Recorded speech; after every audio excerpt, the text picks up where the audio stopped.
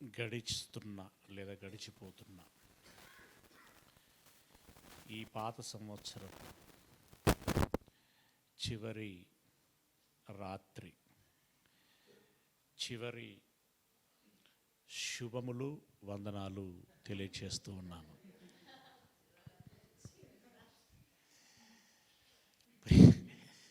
ప్రియమైనటువంటి దేవుని వారలారా, బహుశా అనేక దినముల తర్వాత మొదటిసారి అనుకుంటా కదా, మొదటిసారి. సరే, ఏది జరిగినా ప్రార్థన ద్వారా, పాట ద్వారా, మాట ద్వారా మనము ఆత్మీయంగా అభివృద్ధి పొందగలిగితే అంతకు మించిన ఆనందము, అంతకు మించినటువంటి ఫలము మరొకటి లేదు. రైట్. మరి ఈ దినమున మనం ధ్యానించబోయేటువంటి అంశము నూతన సంవత్సరపు సిద్ధపాటు. నూతన సంవత్సరం రాబోతుంది కదా, దానికి ముందు మన సిద్ధపాటు. ప్రియమైనటువంటి దేవుని వారలారా, సిద్ధపాటు అంటే మీ అందరికీ బాగా తెలుసు అని అనుకుంటున్నాను. పూర్వము ఇశ్రాయేలీలు విశ్రాంతి దినమును ఆచరించేటప్పుడు ముందు దినమున ఏం చేసేవారు? సిద్ధపడేవారు. అందుకే ఆ దినాన్ని ఏమని పిలిచేవారంటే సిద్ధపరుచు దినము లేదా సిద్ధపాటు దినము. అలాగే మనము ఏ కార్యము చేయాలనుకున్నా కూడా దానికి ముందు మనం సిద్ధపడతాం. ఇల్లు కట్టాలన్నా, కారు కొనాలన్నా, పరీక్షలు రాయాలన్నా, పెళ్ళిళ్ళు చేయాలన్నా, ఇలా ఏ కార్యము పెట్టుకున్నా కూడా సిద్ధపడతాము. అంటే తగిన ఏర్పాట్లని మనం చేసుకుంటాం. మానసికంగాను అలాగే భౌతికంగాను పలు విధములుగా మనము తగినటువంటి ఏర్పాట్లను చేసుకుంటాం. అలర్ట్గా ఉంటాం. ఓకే. ఆ కాలమును ఎదుర్కోవటానికి, సంభవించబోయేటువంటి పరిణామాలని ఎదుర్కోవటానికి, సంతోషాలని బాధలని స్వీకరించటానికి అన్ని విధాలుగా మనం సిద్ధపడుచూ ఉంటాం. ప్రియులరా,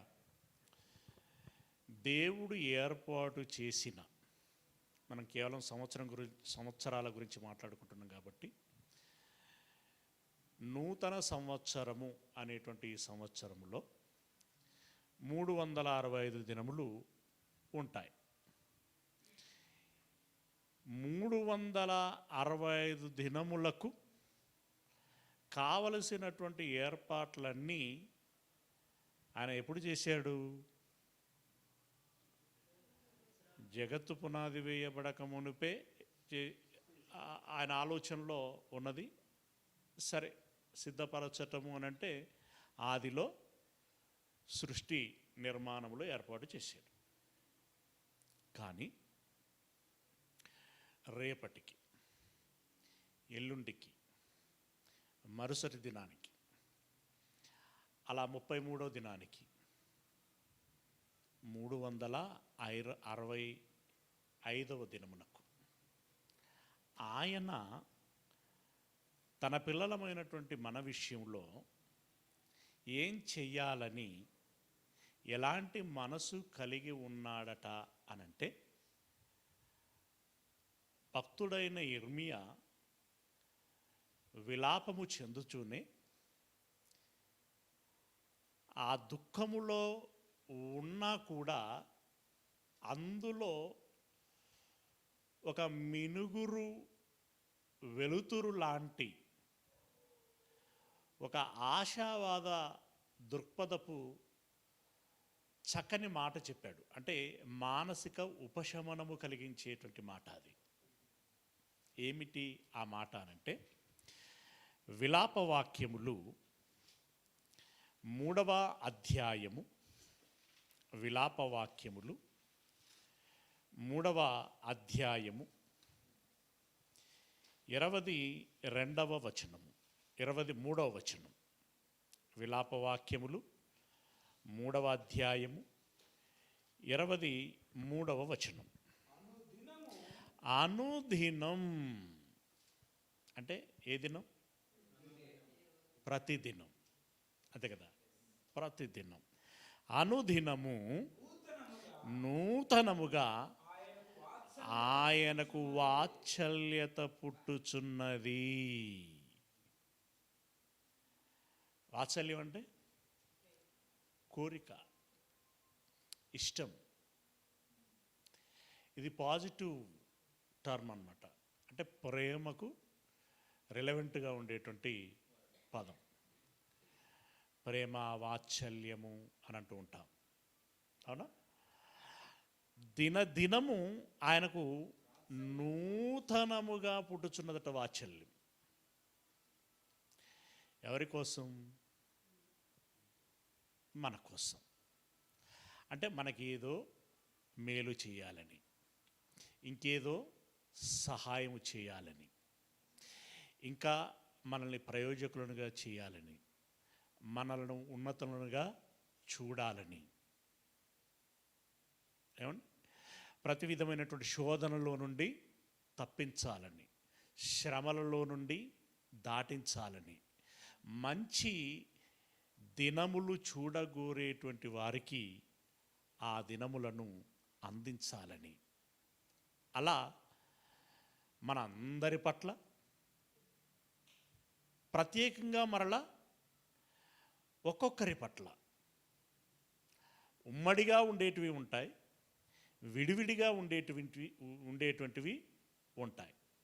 ఆ విషయంలో ప్రతి దినము ఆయనకి వాత్సల్యము పుట్టుచున్నది. ఇప్పుడు మనం వాత్సల్యము అనేటువంటి పదము అంటే ఇక్కడ ఒక తండ్రిగా, దేవుడిగా అనేటువంటిది తర్వాత, ఒక తండ్రిగా తన పిల్లల పట్ల అపారమైనటువంటి ప్రేమ, ప్రీతి, మమకారం ఆయన కలిగి ఉన్నాడు. అందుకోసం ఆ దినదినము వాత్సల్యం అంటే దాని అర్థం ఏంటండి? ప్రతిదినము వాత్సల్యం అంటే దాని అర్థం ఏంటి? రేపు ఒక కొత్తది, మరుసటి దినానికి ఇంకో కొత్తది, ఆ మరుసటి దినానికి ఇంకొత్తది, తర్వాత కొంగొత్తది, కొత్తది. ఏమండి? అంటే ఒక విధంగా చెప్పాలంటే 365 దినములకు 365 ప్రత్యేకమైనటువంటి వాత్సల్యములు ఆయనకున్నాయి. చప్పట్లు కొడుతుంది సువార్తకు కొట్టండి. 365 దినముల వాత్సల్యములు దేవుడు మన పట్ల కురిపిస్తున్నాడు. నిజంగా ఇక్కడ విషయం ఏంటంటే, అసలు ఇలా ఉంటాయన్న సంగతే మనుషులు గమనించరు. ఏముంటాయి అని తెలుసుకునేటువంటి ప్రయత్నం చేయరు. ఆయన ఇవ్వటానికి చేయి చాచినా తీసుకోవటానికి ఎవడు జాడ ఉండడు. ఒకవేళ ఎవడన్నా ఉన్నా వానికి అర్హత ఉండదు. వానికి ఇచ్చినా దాన్ని ఎలా వాడుకోవాలో ఆయనకి తెలియదు. పాపం ఆయన దగ్గర ఎన్ని వరాలుంటే ఏం లాభం, ఎన్ని ఈవులుంటే ఏం లాభం, ఎన్ని బహుమానాలు ఉంటే ఏం లాభం, ఎన్ని వాగ్దానాలు ఉంటే ఏమి లాభం? ఏమండి? ఆయన ఇవ్వటానికి నువ్వు ఊహించినటువంటి బహుమానము, ఫలము నీకోసము డిజైన్ చేసినటువంటిది, నీకోసం ప్రత్యేకంగా ఏర్పాటు చేసినటువంటి బహుమానమును ఇవ్వటానికి ఆయన సిద్ధంగా ఉంటే, నువ్వు చిత్తి పేపర్లో రాసుకొని లేదా ప్రింట్ చేసుకొని ఇది దేవుడు నాకు ఇచ్చినటువంటి వాగ్దానం అని చెప్పేసి నువ్వు అల్ప సంతోషము పడుతూ ఉంటావు. ఏమంటే మనకి ఆర్టిఫిషియల్ కదండి ఇలా రాసుకొని తీసుకోవడం అంటే. కృత్రిమమైనటువంటి అల్ప సంతోషం కావాలా, యథార్థమైనటువంటి శాశ్వత సంతోషం కావాలా, సహజమైనటువంటి శాశ్వత సంతోషం కావాలా? సహజమైనటువంటి శాశ్వత సంతోషము కావాలి. అయితే ఇది ఏదో పెట్టెలో పెట్టి పోస్ట్ ఆఫీస్ ద్వారా పంపించేది కాదు.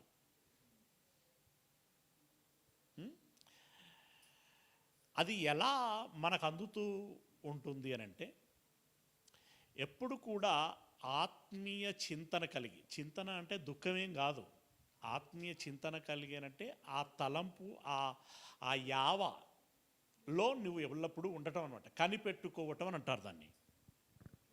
అంటే గమనించుకోవాలి. నీకు ఉదయం లేవగానే ఒక రకమైనటువంటి వాతావరణంతో నీ జీవితం ప్రారంభమవుతుంది. అప్పుడే నీకు దాని ఛాయలు కనబడుతూ ఉంటాయి. అలా నువ్వు మరలా పడకలోనికి వెళ్ళేంతవరకు, అవసరమైతే పడుకున్న తర్వాత కూడా అయి ఉండొచ్చు, కానీ క్షణం క్షణం నీవు దాన్ని గమనించుకోవలసినటువంటి అవసరత ఉంది. ఉదాహరణకి, అంటే నేను దాని లోతుల్లోనికి వెళ్ళట్లేదు, గమనించుకోవటానికి అని చెప్తున్నాను. వెండి బంగారముల కంటే మిన్న అయినది ఏంటది?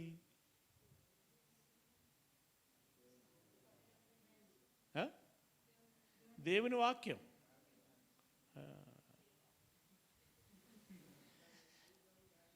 పాట పాడుకుంటాం కదా, పాట పాడుకుంటే కదా బైబిల్ ఉన్నదా లేదా? బైబిల్ ఉన్నది.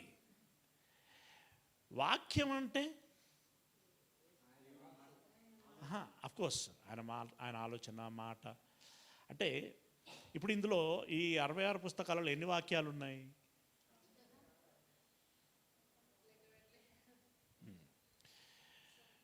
మీరు నిజంగా చెప్పండి, ఉన్నదే చెప్పాలి. ఇప్పుడు వారం వారము ఇలాంటి సందర్భాలను బట్టో వాక్యం చెప్పుకుంటున్నాం. గంట ప్రసంగంలో ఒక కొత్త విషయమైనా తెలుస్తున్నదా లేదా? అంటే ఇప్పుడు నీకు ఏమిచ్చినట్టయినా? బంగారం కంటే గొప్పది ఇచ్చిండా లేదా? మెడలో లేనిది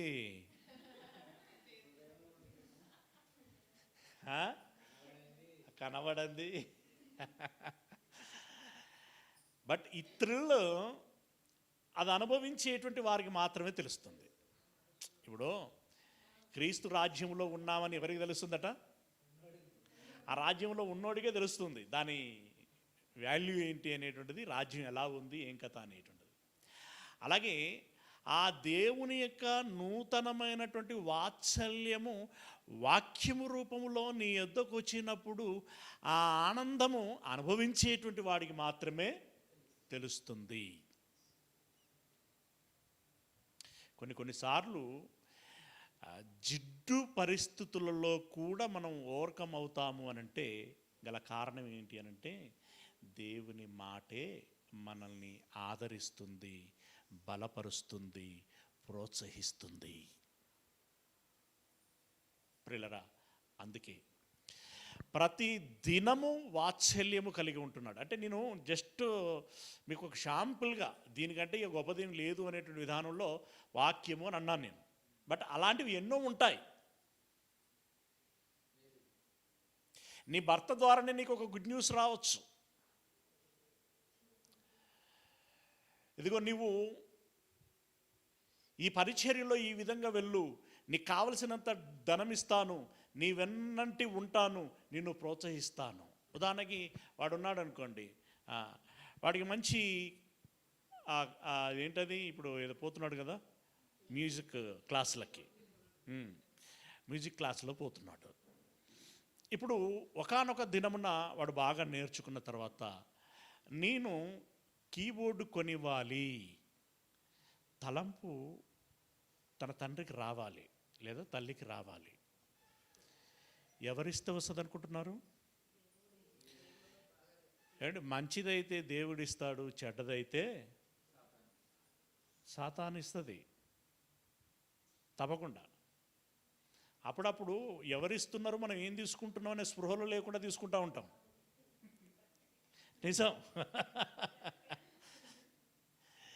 ఇప్పుడు కొన్నిసార్లు ఈ అలవాట్ల పొరపాటు అనేది ఒకటి ఉంటుంది. ఈ ఇస్తున్నారు కదా, అది ఎవరిస్తున్నారు అని, ఎవరైతే ఏదో ఒకటి ఇస్తున్నారు కదా, పట్టుకుంటాం, జేబులో పెట్టుకుంటాం. అది ఆటం బాంబు పేలినట్టుగా పేలుతుంది. సాతాను ఇచ్చేటువంటి ప్రతి బహుమానము అలాంటిదిగానే ఉంటుంది. కానీ దేవుడు ఇచ్చేటువంటి బహుమానం ప్రియులరా, అంటే అదొక ఎగ్జాంపుల్ చెప్పాను. కీబోర్డు కావచ్చు, లేక ఇంకొకరికి ఇంకొకటి కావచ్చు. అంటే ఇప్పుడు వాడు కీబోర్డు కూడా కొనుక్కుంటే ఏం ప్రయోజనం వాడికి? ఇప్పుడు దేవుని వాత్సల్య మూలంగా వాడికి ఏంటి ఇప్పుడు అనంటే, ఒక దావీదు మాదిరిగా, ఇంకా చాలామంది కీర్తనాకారులు ఉన్నారు కదా, వాళ్ళ మాదిరిగా దేవుని మాటలు లిరిక్స్ల రూపంలో ఏవైతే ఉన్నాయో వాటిని వినసొంపుగా, అంటే శ్రావ్యమైనటువంటి విధానంలో వినులాగున మంచి సంగీతమును ఇచ్చి జనాలకు వినిపించి వారిని ఉత్తేజ లేదా ఉజ్జీవపరచటానికి అవకాశం ఉంటుంది. అలా పరిచర్య చేస్తాడు. అయితే అంత పరిచర్య చేస్తే, పరిచర్య మీన్స్ సర్వీసే కదా, సేవ. అంత పరిచర్య చేస్తే మరి దేవుడు చేయించుకొని ఊరుకునేవాడా? అన్యాయస్తుడా? దానికి తగిన ఫలము ఇస్తాడు. ఆ ఫలం ఏమిటి? నిత్య స్వాస్థ్యం. ఇక దాని గురించి మళ్ళీ చెప్పాలంటే నాకు ఇంట్రెస్టే ఉంది, కానీ మీరు ఎక్కడ బోరుగా ఫీల్ అవుతారో అని ఆపుకుంటా ఉంటాను. ఆ పరలోకం ఎంత గొప్పది, దాని వైభవం ఎంత అని.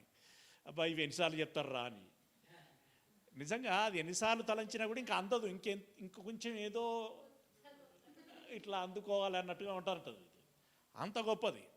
అంత గొప్ప ఫలము వాడికి దక్కడానికి అవకాశం ఉంటుంది. అంటే ఈనాడు కీబోర్డు అందించాలనే వాత్సల్యం ఆనాటికి నిత్య జీవపు ప్రతిఫలము అందిస్తూ ఉన్నది. ఇప్పుడు వీడొకడు ఉన్నాడు, నేను మంచి ఎడిటింగ్ చేస్తాను, నేను మంచిగా వీడియోలు చాలా ఎఫెక్టివ్గా ఉండేటువంటి విధంగా, కలర్ఫుల్గా ఉండేటువంటి విధంగా, ఆకర్షణీయంగా ఉండేటువంటి విధంగా నేను ఎడిటింగ్ చేస్తాను అనేటువంటి స్టాండ్ మీద ఉన్నాడు అనుకోండి. అఫ్కోర్స్ ఇప్పుడు ఉన్నాడు, రాబోయేటువంటి దినంలో కూడా ఉన్నాడు అని అనుకోండి. ఎందుకంటే కొన్నిటికి కొన్ని సమయాలు ఉంటాయి, ప్రతిదానికి ఒక సమయం ఉంటుంది. ఆ దినమున దేవుడు తగిన ల్యాప్టాప్ కావచ్చు, లేదంటే సిస్టమ్ ఏదైనా కావచ్చు, తగిన సాఫ్ట్వేర్ కావచ్చు, తగిన కోచింగ్ ఏమంటారు కోచింగ్ అయినా ట్రైనింగ్ ఏదో సంథింగ్ ఇవ్వబడవచ్చు. ఆ ఇవ్వబడిన దినము వాడికి అనుగ్రహింపబడినటువంటి వాత్సల్యం. ఇప్పుడు వాడు దాన్ని యూటిలైజ్ చేసుకుంటే తేజస్ పక్కన వాడు కూర్చుంటాడు.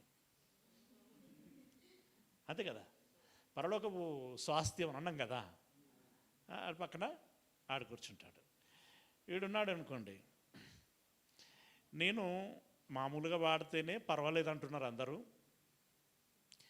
ఇంకా కొంచెం ఎఫర్ట్ పెట్టి ప్రత్యేకంగా దాని మీద సాధన చేసి నేను పాడితే,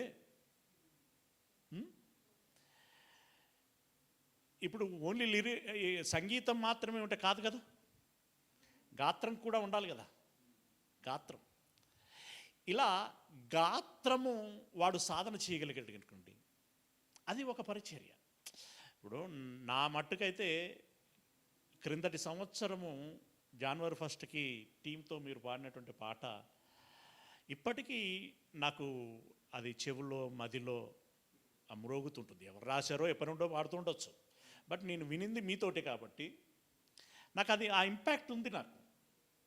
మరి మన వాళ్ళలో చాలామంది వినని వారే ఉండుంటారు, ఇంకా లోకంలో వినని వారు ఎందరో ఉన్నారు. అలా మీరు పాడి పాటల ద్వారా కూడా వ్యక్తులను మార్చిన వాళ్ళు ఉన్నారు, మారిన వాళ్ళు ఉన్నారు. అలా మారారనుకో, ఆ పక్కన ఆ చెక్క కూర్చుంటుంది, సీట్లు ఫిలప్ అవుతూ ఉంటాయి. ఓకే, సీట్లు ఫిలప్ అవుతూ ఉంటాయి. అబక్క అంటే ఎవరో కాదండి, అభిజ్ఞశాలిని. అచ్చు అంటే అక్షయశాలిని. ఓకే, ముద్దు నేములు మాయి. అలా ఇప్పుడు మహేందర్కు ఒక పని ఉన్నది, లాజరుకు ఒక పని ఉన్నది, సుధకు ఒక పని ఉన్నది. ఏం పనో ఇది కూడా మీకు ఇదివరకు చెప్పాను, మానవుడు కారణ జన్ముడల. అదేం పనో మీరు కళ్ళు మూసుకుంటే మీకు ఇంట్లే కనపడిపోతుంది. మళ్ళీ మర్చిపోతే నేను ఏం చేయలేను. కళ్ళు మూసుకున్నప్పుడు దేవుడు మీ దృష్టికి తీసుకొచ్చిన సంగతిని వీలైతే డైరీలో రాసి పెట్టుకోవాలి, అప్పుడప్పుడు తెరిచి చూసుకోవాలి. అది నీకు మోటివేట్ చేస్తుంది కదా. అలా మనం ఎవ్వరము ఏది చేసినా కూడా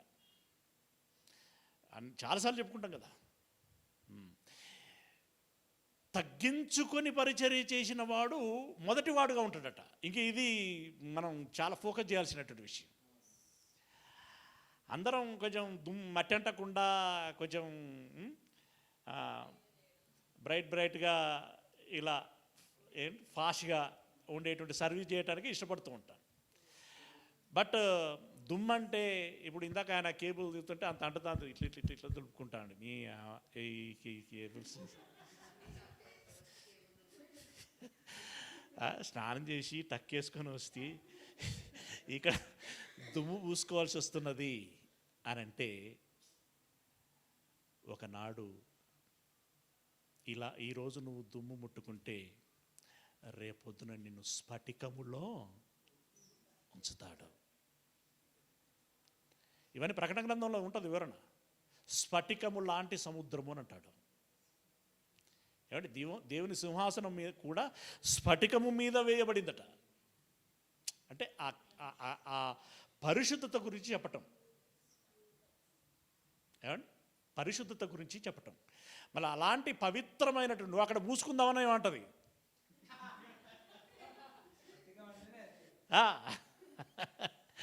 ఇక్కడ వద్దంట అంటే అంటుంది కదా, అక్కడికి వెళితే నువ్వు పూసుకుందామన్నా అంటదు. అంత బాగుంటుంది.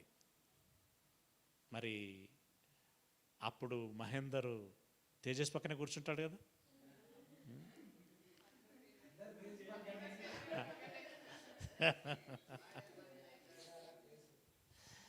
ఇలా మరి లాజరుకు ఉన్నటువంటి వారం, స్వార్థకి ఉన్నటువంటి వారం, సీనన్నకు ఉన్నటువంటి వారం, అఖిల్కి ఉన్నటువంటి వారం, నాకున్నది, శ్రీలతక్కకున్నది, అమ్మకున్నది.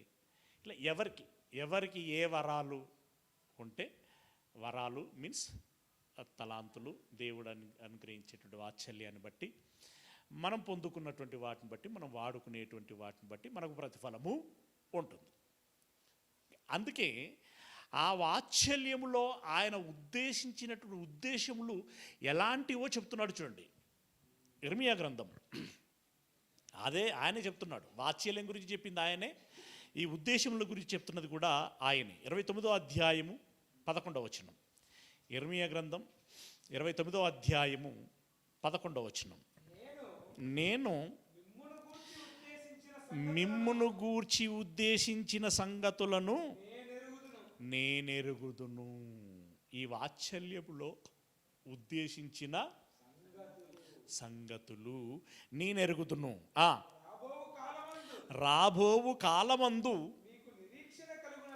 మీకు నిరీక్షణ కలుగునట్లుగా అది సమాధానకరమైన ఉద్దేశములే. అంటే మంచి చేసేటువంటి, సమాధానకరమైనటువంటి అంటే మీకు బాగా అనిపించేటువంటివి, మేలు చేసేటువంటివి, సమాధానకరమైనటువంటి ఉద్దేశములే కానీ హానికరమైనవి కావు. ఇదే యెహోవా వాక్కు అని అన్నాడు. ఇదే యెహోవా వాక్కు అంటే దాని అర్థం ఏంటో తెలుసా? ఇది నేను మీకు ఇస్తున్న మాట. ఏంటది? నేను మీ పట్ల ఒక ఉద్దేశం కలిగి ఉన్నాను. ఆ ఉద్దేశములన్నీ కూడా సమాధానము కలిగించేటువంటి ఉద్దేశములే, మీకు మేలు చేసేటువంటి ఉద్దేశములే. ఆ ఉద్దేశములేంటో నువ్వు కనిపెట్టుకోవాలి, క్యాచ్ చేసుకోవాలి, ఓన్ చేసుకోవాలి. అవునా? కనిపెట్టుకోవాలి, పట్టుకోవాలి, అలాగే అన్వయించుకోవాలి.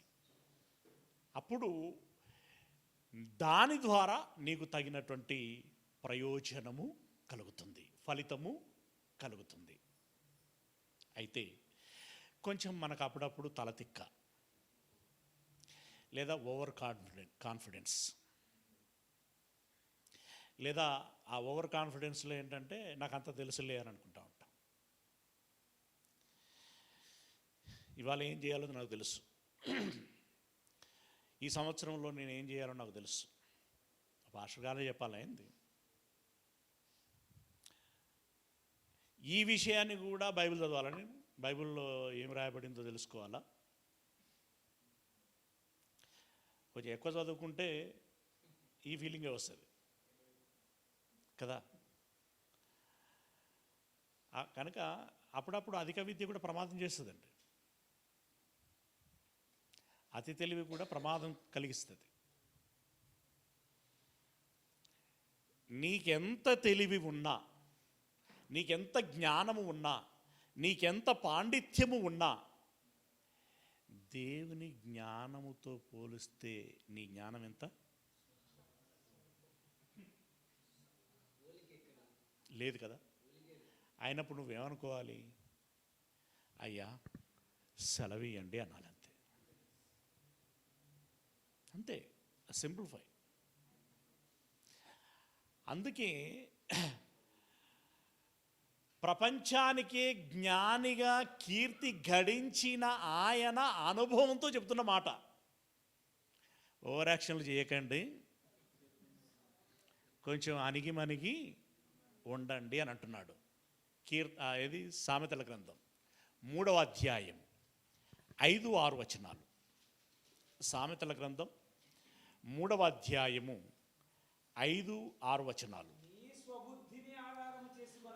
అది నీ సొంత బుద్ధి, నీ సొంత జ్ఞానం, నీ సొంత ప్రయోగాలు, సొంత తెలివి, ఇవేవి నా దగ్గర చూపెట్టకు బిడ్డ అంటున్నాడు. నీ స్వబుద్ధిని ఆధారము చేసుకొనక నీ పూర్ణ హృదయముతో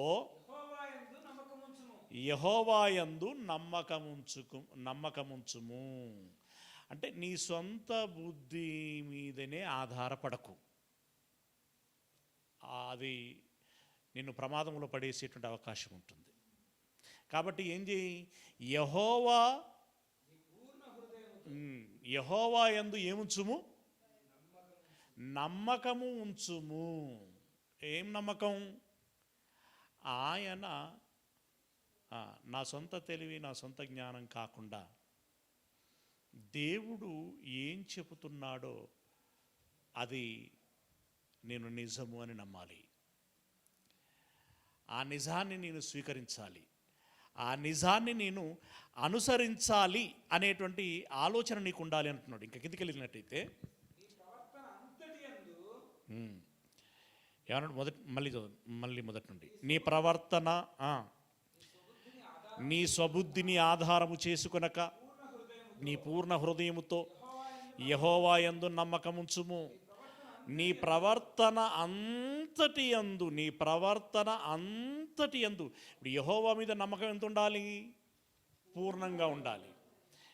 నీ ప్రవర్తన అంతటి యందు అంటే ఏంటి?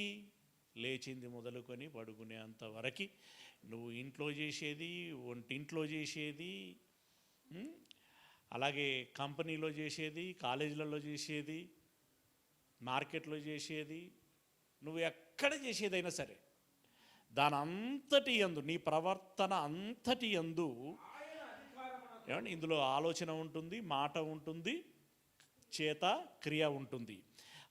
నీ ప్రవర్తన అంతటి యందు ఆయన అధికారమునకు ఒప్పుకొనుము. ఏం చేయాలి నువ్వు? ఏమనాలి? అయ్యా చిత్తము సెలవివ్వండి, ఆ ప్రకారంగానే నేను చేస్తాను. అలా గనక నువ్వు లోబడితే చూడండి కింద, అప్పుడు ఆయన నీ త్రోవలను సరళము చేయును. అప్పుడు ఆయన నీ త్రోవలను సరళము చేయును. అంటే ఆయన చిత్తమునకు నీవు లోబడాలి. ఆయన చిత్తమునకు మరియమ్మ లోబడిందా లేదా? లోబడింది. ఆయన చిత్తమునకు కొంచెం కష్టంగానైనా సరే మోషే లోబడ్డాడు. అంటే కష్టంగా అంటే పాప ఆయన కష్టం వేరు, అందుకని లోబడ్డాడు. సక్సెస్ అయిందా? ఎస్. యోర్దాను నది వరకు నడిపించగలిగాడు నాయకుడిగా. ఈరోజు ధర్మశాస్త్రం పేరు చెప్పాలంటేనే దానికి ముందు ఎవరి పేరు వాడతారు? మోషే ధర్మశాస్త్రం. ఎంత క్రెడిట్ కదా, మోషే ధర్మశాస్త్రం. ఇక యేసయ్య లోబడటం గురించి చెప్పాల్సినటువంటి అవసరం లేదు. ఇలా భక్తురాళ్ళందరూ కూడా లోబడ్డారు. లోబడిన వాళ్ళందరూ కూడా ప్రస్తుతం నెమ్మది పొందు స్థలంలో ఉన్నాడు. మన మార్గములను సరళము చేయును. దేనికోసమనంటే మన జన్మ బ్రతుకు కారణం ఏదైతే ఉందో అది పూర్తవ్వడం కోసం. మనము గమ్యమునకు చేరులాగున దేవుడు తగిన సరళము మనకు అనుగ్రహిస్తాడు. ఆ రకంగా మనం ముందుకు సాగాలి అని అంటున్నాడు. దీన్ని పోలినటువంటి మాటే 16వ అధ్యాయము 9వ వచనం మనం చూసినట్టయితే, సామెతల గ్రంథం 16వ అధ్యాయము 9వ వచనం. ఒకడు తాను చేయబోవునది హృదయములో ఎంచుకొనును. ఒకడు అనుకుంటాడు తాను చేయబోవునది హృదయములో ఎంచుకొనును. యెహోవా వాని నడతను స్థిరపరచును. దేవా, ఇలా చేయాలనుకుంటున్నాను, అది మంచిదనుకో. దేవుడు ఏం చేస్తాడు? సరేరా అంటాడు. సరేరా అనటమే కాదు, దానికి తగినటువంటి ప్రోత్సాహం కూడా చేస్తాడు. స్థిరపరచును అంటే దాని అర్థం ఏంటంటే సక్సెస్ చేస్తాడు అని దాని అర్థం. విజయవంతము చేస్తాడు. ఇప్పుడు ఇవన్నీ దేనికోసం మాట్లాడుకుంటున్నాం మనం? రాబోయే సంవత్సరములో నీవు మనసులో పెట్టుకొని సిద్ధంగా ఉండవలసినటువంటి విషయం. ప్రతి దినము నా పట్ల దేవునికి నూతన వాత్సల్యం ఉంటుంది. అవి సమాధానకరం కోసమే ఉద్దేశించినటువంటి ఉద్దేశములు గనుక నేను ప్రతిదినము నా సొంత తెలివిని మాత్రమే ఉపయోగించకుండా, అది నాలో పుట్టిందైనా దేవుడు పుట్టించిందైనా దేవుని చిత్తమునకు సరిపడిందేనా లేదా అని చెప్పి నువ్వు చూసుకొని ఫైనల్గా దేవుని అధికారమునకు నువ్వు లోబడాలి. ఇప్పుడు చివరి మాటలో కూడా ఏం గమనించాం? నీకేదైనా ఆలోచన పుట్టినట్టయితే అది సరి అయినదే అని అనిపించినట్టయితే, అంటే దేవుడు అనుకున్నట్లయితే దానిని స్థిరపరుస్తాడు. ఆ రకంగా మనమందరము దేవుని ఆలోచనకి తలొగ్గేటువంటి విధంగా ఉండాలి. ఇప్పుడు ఒక ముఖ్యమైనటువంటి విషయం ఏమిటి అనంటే, బాలురు, ఆ తదుపరి స్టేజి యవ్వనం. యవ్వనము ఎంత ప్రమాదకరమటానంటే చెప్తున్నాడు, ఆ యవ్వనములో గనుక మనిషి నిలబడగలిగితే, అక్కడ జాగ్రత్త పడగలిగితే, ఇక తదుపరి ఆల్మోస్ట్ ఆల్ ఇక తేలికైపోతుందన్నమాట. ఆ మాట యెషయా గ్రంథంలో చెప్తున్నాడు చూడండి. యెషయా గ్రంథము 40వ అధ్యాయం, యెషయా గ్రంథం 40వ అధ్యాయము 30-31 వచనం. యెషయా గ్రంథం 40వ అధ్యాయము 30-31 వచనం. బాలురు సొమ్మసిల్లుదురు. ఇవాడిని ఇప్పుడు కొట్రా అంటే ఎంతసేపు కొడతాడు? అవా బాలురు సొమ్మసిల్లుదురు, ఆ తర్వాత అలయుదురు. బాలురైతే సొమ్మసిల్లుతారు, అలసిపోతారు. కానీ యవ్వనస్తులు అబ్బా బాబోయ్ అంటే ఏదో ఒకటి అవుతుందన్నమాట. అలాగని అందరి విషయంలో మనం అన్వయించకూడదు. యోసేపు యవ్వనంలోనే తానేంటో నిరూపించుకున్నాడు కదా. ఇలా చాలామంది భక్తులు యవ్వనములో తమను తాము నిరూపించుకున్నారు.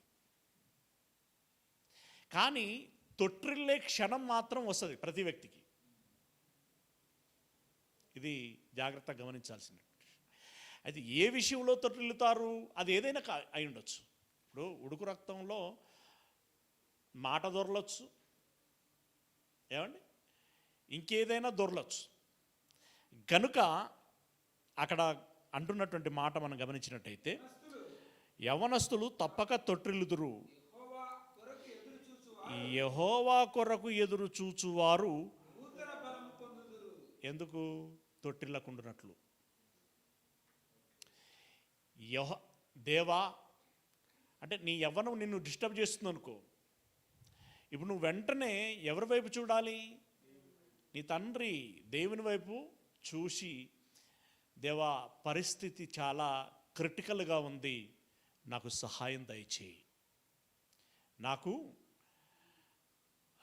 నిగ్రహమును దయచేయి, నాకు స్థిరత్వమును దయచేయి, నా జ్ఞానమును దయచేయి, బలమును దయచేయి, ప్రోత్సాహమును దయచేయి, ఆలోచనను దయచేయి, ఉపాయమును దయచేయి అని నువ్వు అడుగు.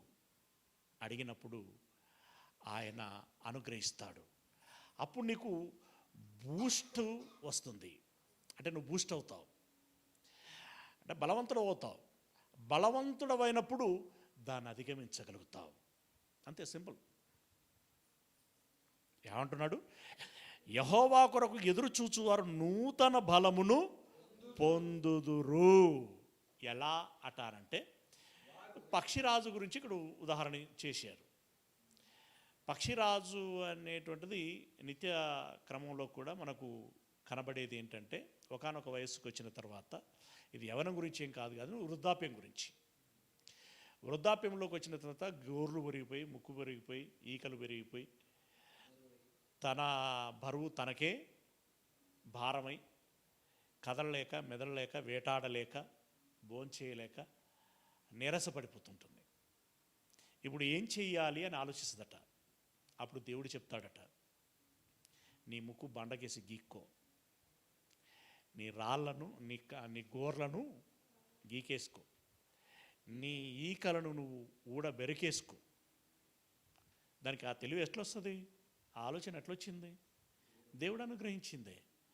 ఇప్పుడు ఆ భారంలో ఎగరలేక, నడవలేక, వేటాడలేక, భోజనం లేక నీరసపడిపోతున్నప్పుడు అది కూడా తలంచుకుంటుంది కదా, ఏంది నా బ్రతుకు. ఆ మొరను, దాని మౌన మొరను దేవుడు వింటాడు. అప్పుడు దానికి ఒక ఆలోచన వస్తుంది. అప్పుడు అలా అది మొత్తం తొలగించుకొని ఏమవుతుందట తెలుసా? నూతన బలమును పొందుకొని. అది ఎలాంటి బలం అంటారంటే, యవ్వనములో ఎంత బలం ఉంటుందో తిరిగి మరలా అంత బలమును పొందుకుంటుందట. ఆ మాట చెప్తున్నాడు ఇక్కడ. ఏమంటున్నాడు? వారు పక్షిరాజు వలె రెక్కలు చాపి పైకి ఎగురుదురు, ఆలయక పరిగెత్తుదురు, సొమ్మసిల్లక నడిచిపోవుదురు. గనుక యవనస్తులైనటువంటి వారు తొట్టిల్లేటువంటి ప్రమాదం ఉంటుంది. అయితే ఆ ప్రమాదము నుండి అప్కమ్ అవ్వాలి అని అంటే నువ్వు ఎవరి వైపు చూడాలి? దీన్ని ఎలా ఓవర్కమ్ అవ్వాలని మళ్ళీ పక్క ఫ్రెండ్ని అడగకు. వాడు ఇంకా పరమ అధ్వానపు సలహా ఇవ్వచ్చు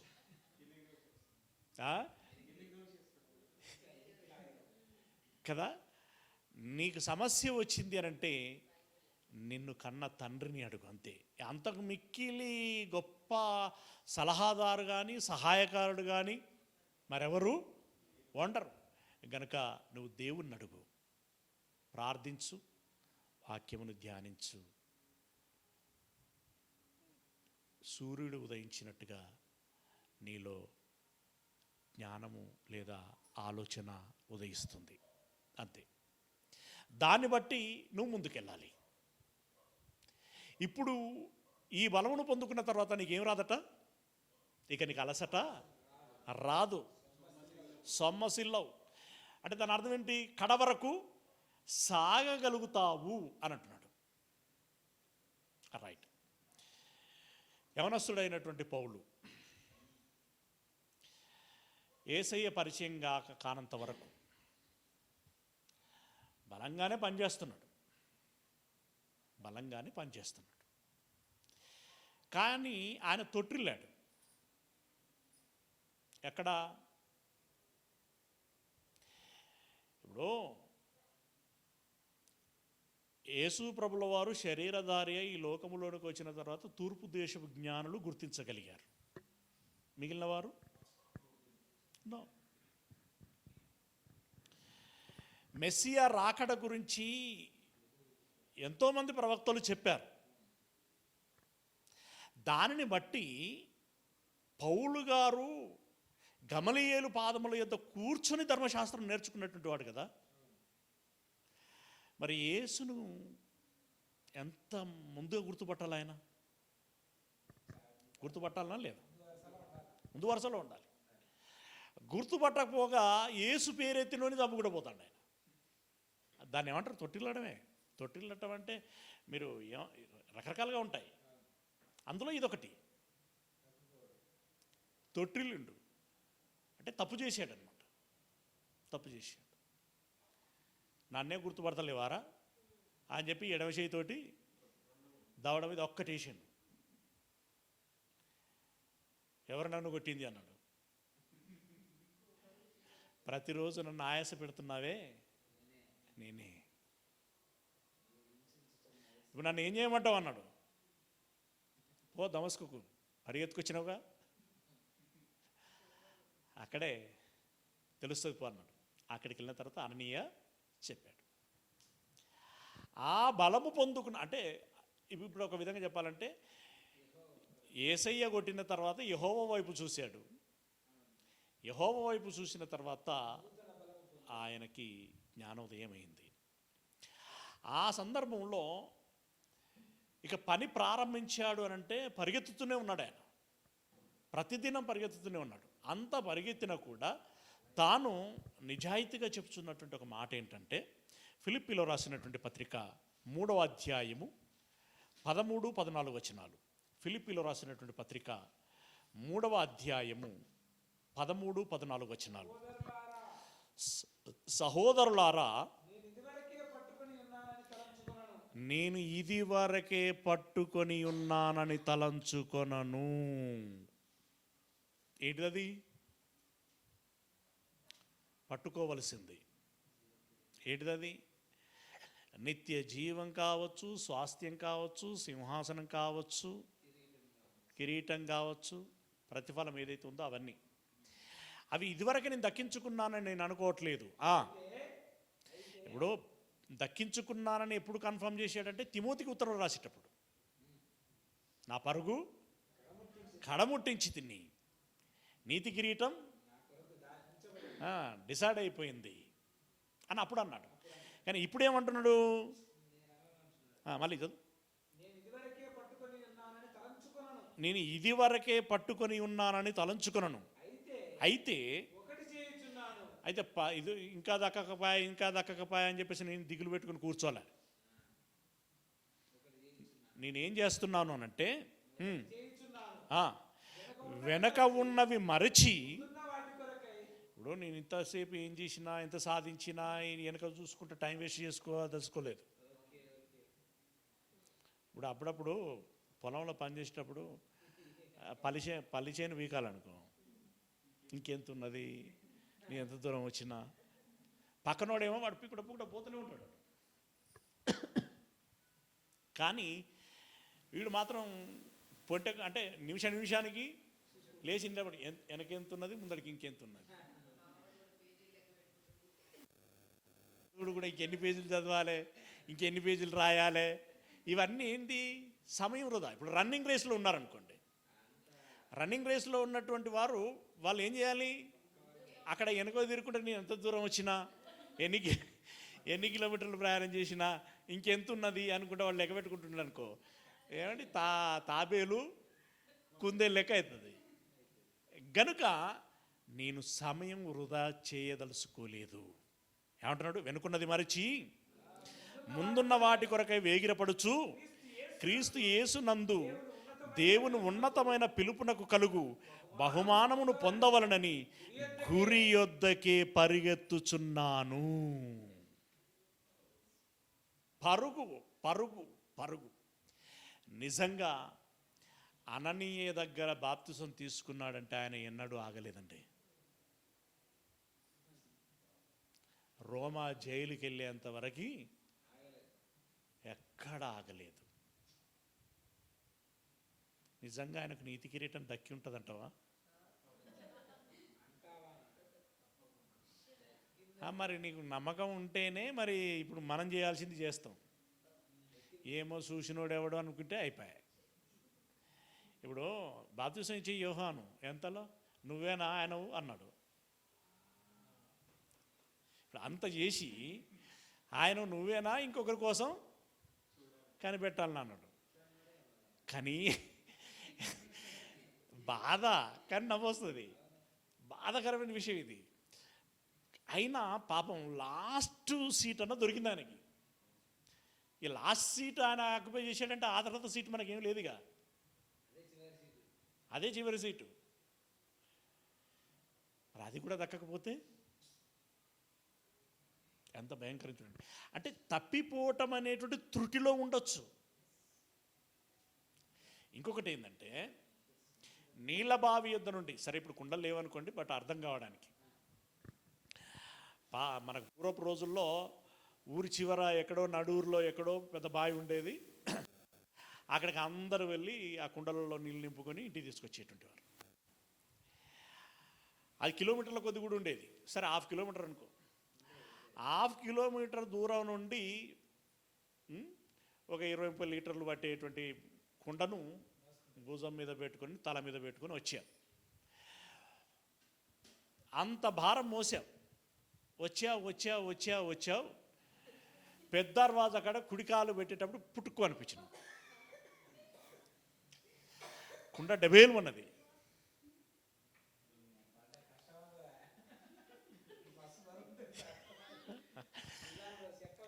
భుజాలు కాయలు కాసేది లేండి అప్పుడు కదా.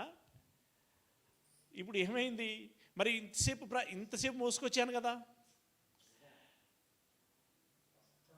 దాహం తీరిందా లేదా? అది గనక తప్పిపోవటం అనేటువంటిది త్రుటిలో అంటే ఇవి కాంపిటేటివ్ ఎగ్జామ్ల గురించి బెస్ట్ ఎగ్జాంపుల్స్ అవి. 1/2 మార్కులు పోవడేంది, 1/2 మార్కులో లక్షల జీతాలు వచ్చే స్టేట్ గవర్నమెంటు సెంట్రల్ గవర్నమెంట్లు ఉద్యోగాలు తప్పిపోతున్నాయి. మరి సంవత్సరం మొత్తం కూర్చొని చదివినా కదా అంటే చదువు తేయింది. మరి ఇప్పుడు సంవత్సరం మొత్తం చదివినాం కదా అని చెప్పి నీకు ఉద్యోగం ఇచ్చే పరిస్థితి ఏమీ లేదు. నీకు మార్కులు వచ్చినాయా రాలేదా, రావలసినన్ని వచ్చినాయా రాలేదా, ఆఫే తగ్గింది కదా అనంటే రూల్ ఈజ్ రూల్, అది ఓవర్ రూల్. ఆ రూల్ ఓవర్ అయిపోయింది, ఇంకేం లేదు. అట్లాంటి పరిస్థితుల్లో మనం ఏమైనా ఉన్నామేమో, ఉంటామేమో, ఉండబోతున్నామేమో. ఆమెనండి అనరా?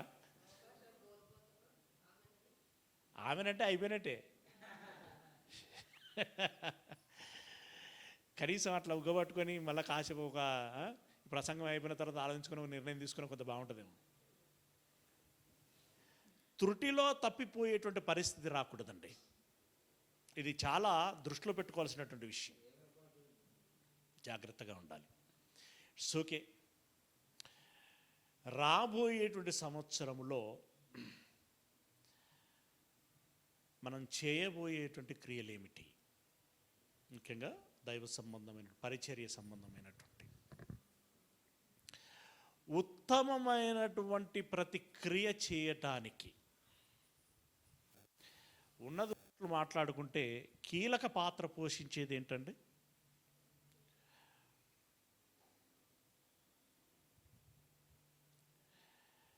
ఏమండి, కీలక పాత్ర పోషించేది ఏంటి అని అంటే ధనం.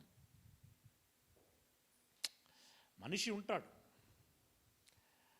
అందరం ఉంటాం, అయినా అది లేనిది పనవ్వదు. ఏ మాట కామాట. ధనమా దైవమా మనం టైటిల్ ఎన్ని పెట్టుకున్నా, ధనమునకు దాసుడైన వాడు దైవానికి దాసుడు కాలేడు అనేటువంటి ఆబ్జెక్ట్ ఉన్నా, కానీ పని జరగాలంటే మరలా ధనమే కావాలి. ఆ మాట దేవుడే చెప్తున్నాడు. మళ్ళీ అంటే నువ్వు ధనముతో పని చెయ్యాలి తప్ప ధనానికి దాసుడవు కాకూడదు. నువ్వు బండి మీద ప్రయాణం చేయాలి తప్ప బండి నువ్వు మీద వేసుకోకూడదు.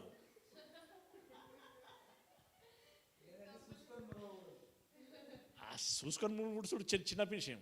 బండే నీ మీద వేసుకుంటే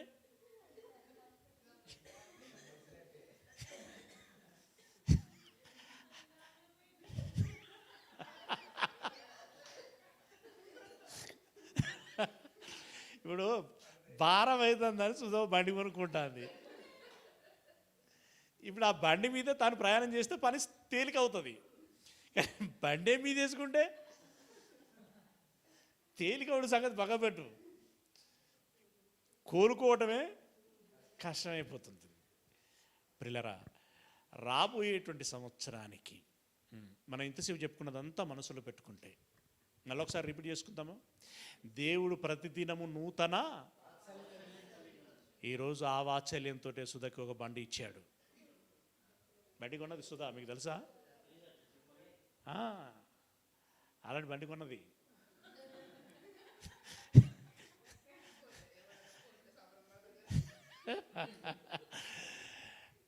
రెండవది, అది దేనికోసం కొనిచ్చాడట దేవుడు?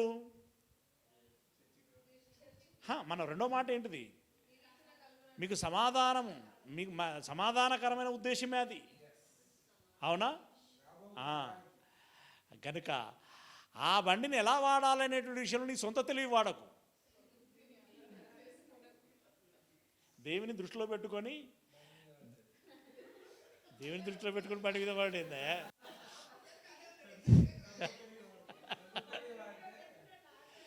దేవుని దృష్టిలో పెట్టుకొని ఈ బండిని ఎలా వాడాలి, దేవుని అధికారమునకు లోబడు.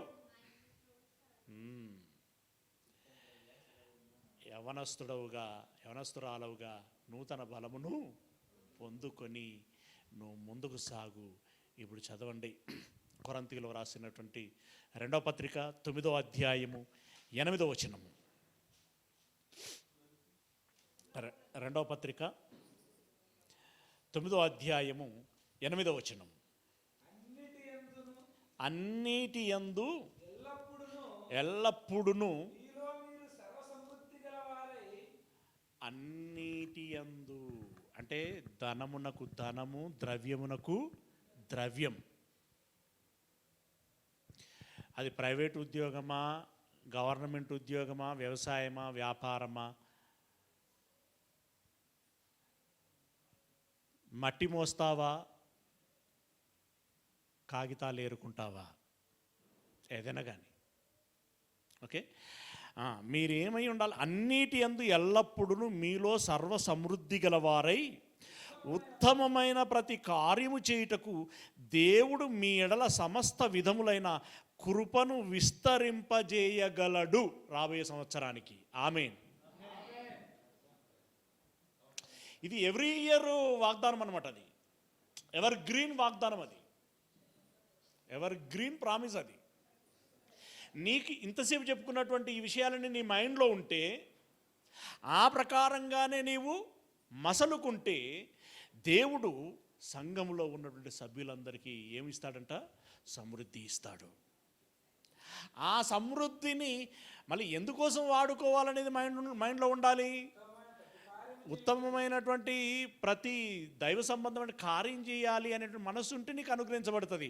మళ్ళీ రానైతే రాని, వచ్చిన తర్వాత అది ఎటు పెట్టుకోవాలని నాకు బాగా తెలుసు అని అనుకున్నాం అనుకో, అంటే ఇది అతికే తెలివి అంటాం చూడు. ఓవర్ యాక్షన్ చేసినాం అనుకో, ఎక్కడో బోల్తా కొడతాం. ఈ పరిచర్య పెట్టాల్సిన దాన్ని హాస్పిటల్కి పెట్టవచ్చు కదా. కాబట్టి నీ మైండ్లో ఏముండాలంటే, ఉత్తమమైనటువంటి సత్క్రియ చేయాలి అనేటువంటి విధానంలో నువ్వు కష్టపడు, దేవుడు అనుగ్రహిస్తాడు. అప్పుడు నీకు బ్రతకడానికి సమృద్ధి ఉంటుంది, దేవుని పరిచర్య చేయటానికి సమృద్ధిగా ఉంటుంది. గనుక నువ్వేమని ప్రార్థన చేయాలి? ముగింపులోనికి వెళ్దాం. ఫిలిప్పీలో రాసినటువంటి పత్రిక 4వ అధ్యాయము, ఫిలిప్పీలో రాసినటువంటి పత్రిక 4వ అధ్యాయము 6వ వచనం. 4వ అధ్యాయము 6, 7 వచనాలు. అమ్మయ్యా ఏమన్నాడు? అయిపోయా, భారం అంతా తగలే, నాకైతే తగ్గుతున్నది. దేనిని గూర్చి చింతింపకుడి, కానీ ప్రతి విషయంలోనూ ప్రార్థన. మర్చిపోకూడదు. మనం ఇది కొంచెం ఈ విషయంలో వీక్ కదా. మనం చేస్తారా? రోజు ఎన్ని గంటలు చేస్తారు?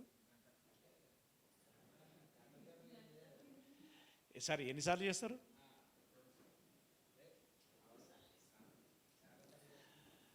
ఏదో మొక్కుబడిగా చేస్తారా? అలవాట్ల పొరపాటుగా?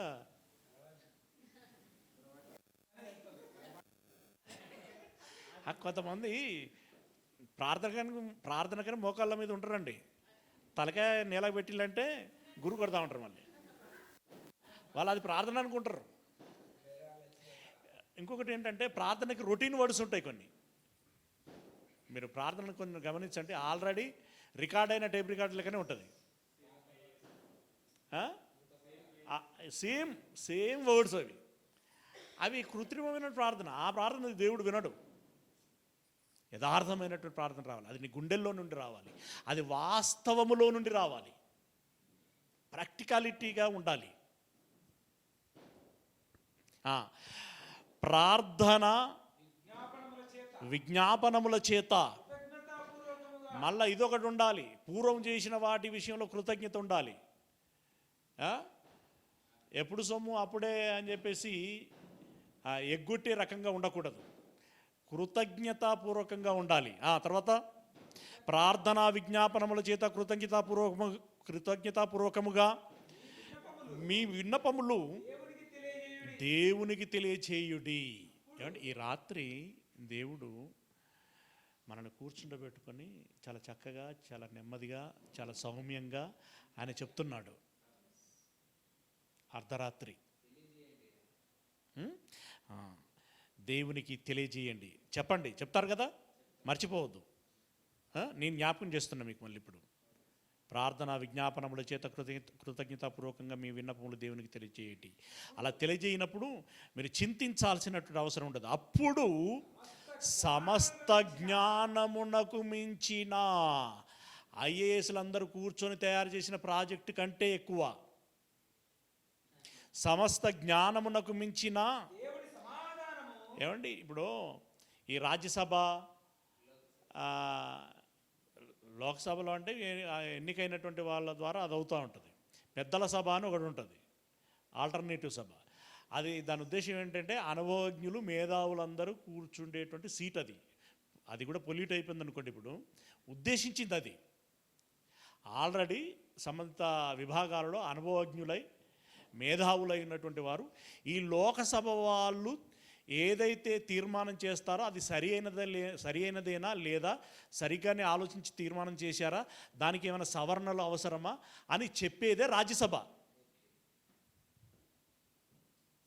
ఏమండి, అలాంటి వారు చేసిన తీర్మానమును మించిన అని అంటున్నాడు అక్కడ. సమస్త జ్ఞానమునకు మించిన దేవుని సమాధానము యేసుక్రీస్తు వలన మీ హృదయములకును మీ తలంపులకును. అంతే, నువ్వు దేవుణ్ణి అడుగు, నీ ఆలోచన తప్పిపోకుండా చేస్తాడట. నీ ఆలోచన తప్పిపోకుండా చేస్తాడట. అంతే, నీకు ఏదైనా ఆలోచన వచ్చిందనుకోండి, దేవా ఇలా అనుకుంటున్నాను, మీకు సమ్మతమా కాదా? మీకు సమ్మతమైతే ప్రోత్సహించండి అయ్యా, మార్గం సరళం చేయండి. లేదు అనంటే అది ఇప్పుడే ఆపేసిండి అయ్యా, దేవుని అధికారమునకు లోబడు. ఓకే, అప్పుడు సమస్త జ్ఞానమునకు మించినటువంటి దేవుని యొక్క సమాధానము నీ తలంపులకి నీ హృదయములకును కావలి ఉండును. ఇంతకంటే మనకు కావాల్సిందేమీ లేదు. ఓకేనా, రైట్. ఇంత చేస్తే లాస్ట్ రిజల్ట్ చెప్తున్నాడు చూడండి. ఇక ఈ వచనాలన్నిటికీ అంటే అఫ్కోర్స్ ప్రతి వచనంలో ఒక కంక్లూజన్ వస్తూనే ఉన్నది. దానంతటికి అంటే ఈ పాఠం అంతటికీ కంక్లూజన్ ఏంటంటే, సామెతల గ్రంథం 23వ అధ్యాయము 18వ వచనం. సామెతల గ్రంథం 23వ అధ్యాయము 18వ వచనము. నిశ్చయముగా మరి ఇంతసేపు చేసిన దానికి రావాల్సిందే కదా, ఏదో ఒక గతి అయితే రావాలి కదా. నిశ్చయముగా ముందు గతి రానే వచ్చును. కానీ నీకు ఏ గతి వస్తుంది అని అంటే, నీ ఆశ భంగము కానేరదు. నీ ఆశ ఏంటి? నరకం కావాలంటే నరకం సిద్ధించబడుతుంది, నరక ప్రాప్తిరస్తు. లేదు, నీకు స్వర్గం కావాలా, పరలోకం కావాలా, నిత్య జీవం కావాలా, అదే ఆలోచనతోనే ఉన్నావా, అదే కోరుకుంటున్నావా, అదే అడుగుచున్నావా దేవునికి? ఆ విషయంలో దేవునికి నువ్వు లోబడి ఉంటున్నావా? దేవుని వాత్సల్యం ఏదైతే ఉందో, దేవుని ఉద్దేశములు, మేలుకరమైన ఉద్దేశములు ఏవైతే ఉన్నాయో అవి నువ్వు కావాలనుకుంటున్నావా, అవి కోరుకోవాలనుకుంటున్నావా? అయితే ఇప్పుడు నువ్వేం చేయాలంటే, నూతన సంవత్సరంలోనికి ప్రవేశించాం. పాత సంవత్సరంలో జరిగిపోయిన సంగతులను ఏం చేయాలి? నువ్వు మర్చిపో, విడిచిపెట్టు. దాని గురించి ఆలోచించుకొని నువ్వు కృంగిపోకు, కృషించిపోకు. నూతన సంవత్సరానికి దేవుడు ఏవేవైతే ఇప్పుడు ఇందాక మాటల ద్వారా వాగ్దానం చేశాడో అది పొందుకొనులాగున నూతన ఆలోచన, నూతనమైనటువంటి బలమును కలిగి దేవుడు అనుగ్రహించేటువంటి జ్ఞానంతో, సమృద్ధితో దైవ పరిచర్యలో ముందుకు సాగటానికి ప్రయత్నం చేయండి. దయచేసి ఇది ఈ నూతన సంవత్సరంలోని మొదటి వారం రోజుల్లో మరలా ఒకసారి ఈ వచనాలన్నిటినీ నెమ్మదిగా ధ్యానించండి. మరలా మీకు ఒక మంచి కుదురు మీకు వస్తుంది. తద్వారా మంచి ప్రణాళికలతో, మంచి విధానాలతో ముందుకు వెళ్ళటానికి బాగుంటుంది. దేవుడు నూతన సంవత్సరానికి కావలసినటువంటి ఆ వాత్సల్యములను, ఆ మేలుకరమైనటువంటి ఉద్దేశములను మీకు దయచేయునుగాక. నూతనమైనటువంటి బలమును ఇచ్చి ముందున్నటువంటి వాటి కోసము వేగిరపడండి. నూతన సంవత్సరములో ఈ పాత సంవత్సరములో ఏం జరిగింది అనేటువంటిది మర్చిపోండి.